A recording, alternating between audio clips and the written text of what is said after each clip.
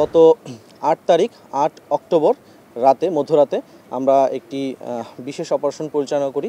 এটা আমাদের কোম্পানিগঞ্জ উপজেলার অধীনে সীমান্তবর্তী এলাকা থেকে আমরা বেশ কিছু মদের চালান আটক করতে সক্ষম হই। এখানে প্রায় ৬৫০ বোতলেরও বেশি আমরা মদ আটক করতে সক্ষম হই। একই সাথে ওই রাতেই আমরা হাদারপাড় নামক এলাকা থেকে সেনাবাহিনীর সহায়তায় আমরা যৌথভাবে আনুমানিক ৬,০০০ কেজির মতো ভারতীয় অবৈধ জিরা আটক করতে সক্ষম হই। বর্তমানে মাদকের যে বিষয়টি, এটাতে কিন্তু আমরা জিরো টলারেন্স নীতি ফলো করছি। কোনোভাবেই যেন মাদক আমাদের দেশের অভ্যন্তরে প্রবেশ না করে, সেটার ব্যাপারে আমরা সর্বতোভাবে চেষ্টা চালিয়ে যাচ্ছি। বিগত কয়েকদিনে আমাদের বেশ কয়েকটি বড় বড় চালান আমরা মাদকের ধরেছি। একটা চালানে ছিল উৎমার জায়গা থেকে আমরা কোম্পানিগঞ্জের ভিতরেই। তো আমরা দেখছি যে কোম্পানিগঞ্জের ভিতরেই এই জায়গাটা দিয়ে মাদকের চালানটা একটু বেশি হচ্ছে। সেখানে আমরা ১৫০০ বোতলেরও বেশি মাদক দ্রব্য আটক করতে সক্ষম হই।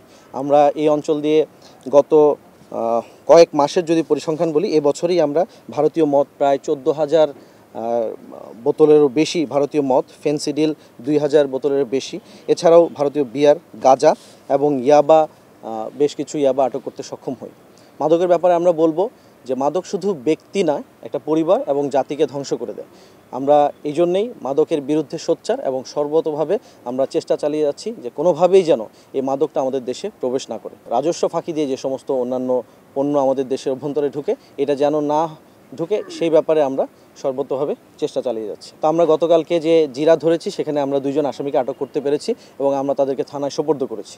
তো আমরা এর আগেও স্পষ্ট করেছি যে ম্যাক্সিমাম টাইমেই দেখা যায় যে চোরাচালানি যারা করে তারা তো বিভিন্ন পদ্ধতি ফলো করে, বিভিন্ন টেকনিক ফলো করে। আমরাও পাল্টাভাবে বিভিন্ন টেকনিক ফলো করি। আমরা আমাদের টেকনিকের ক্ষেত্রে কিছু বলি যে আমরা কিছু টেকনোলজি ফলো করছি। ইদানিং আমরা ড্রোনের ব্যবহার করছি। এই যাবৎকালের মধ্যে এই অঞ্চলের সবচেয়ে বড় গরুর চোরাচালান যেটা হয়েছে, সেটা আমরা আটক করতে সক্ষম হই। সেখানে আমরা ড্রোনের ব্যবহার করেছি।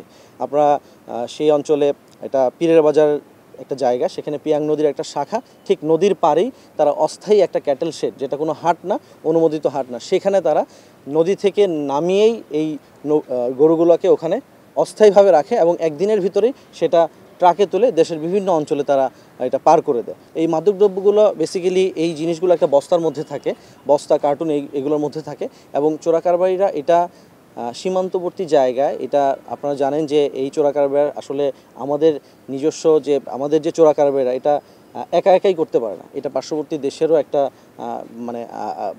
কোনো একটা কারণে হয়তোবা তারা এই বিষয়গুলোকে কোনোভাবে নিয়ে আসে।